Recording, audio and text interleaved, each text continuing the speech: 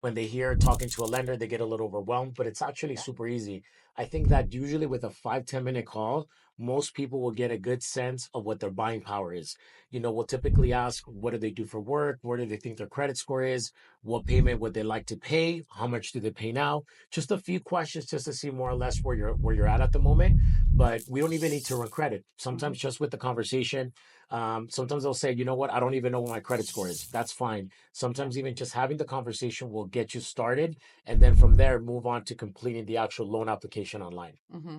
Yeah, I think once they speak with you, it gets less scary. I don't know what it is about people like, no, I don't want to get qualified. I'm like, well, how can I know what Right. properties to show you so that you know what your loan amount is going to be and actually what your down payment, your payment is going to be? And that's something we were talking about also is making sure that they have the full information once they've been approved to know how much money they need. Yeah, I think one of the problems is in the lending industry, at least what I've noticed is that I've had people come to me and say, well, yeah, I was pre-approved a few months ago because they told me that I only needed 10,000, and after the fact I actually needed 25,000.